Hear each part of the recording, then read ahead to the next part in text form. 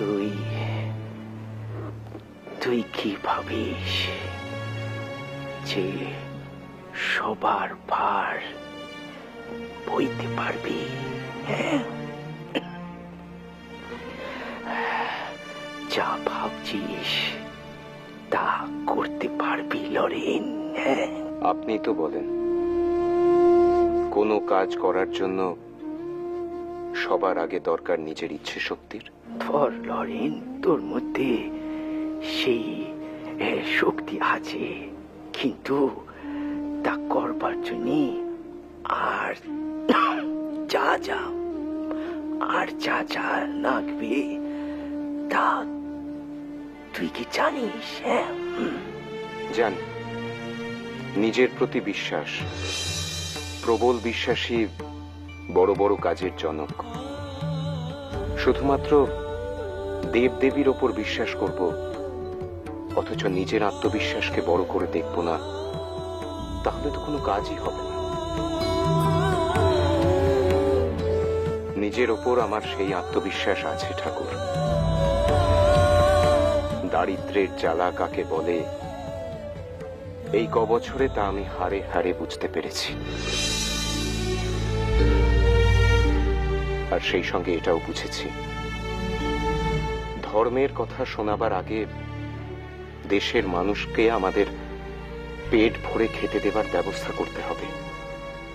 তা না হলে খালি পেটে কেউ ধর্ম কথা শুনবে না।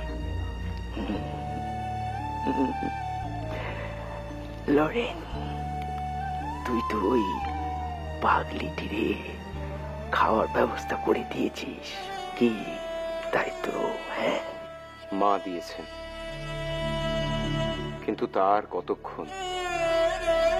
তারপর তো আবার খিদের জ্বালায় পাগলামি শুরু করবে। আমাদের এই দারিদ্র্যকে মূল সমেত উপড়ে ফেলতে হবে ঠাকুর।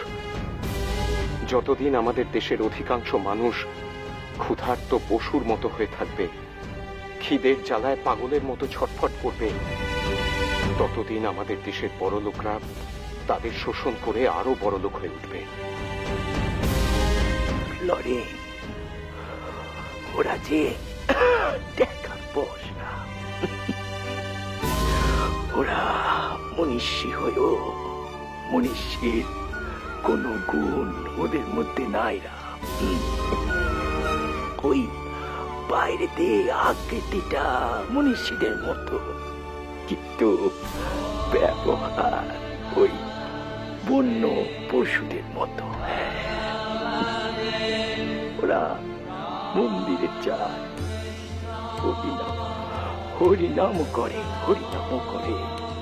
কিন্তু সভ্যজনের মধ্যে যে হরি আছে তা তারা খুঁজে পায়নি। ওরে লবে, যে হরি সেই তো শিব, সেই শিব। জয় মা, জয় মা।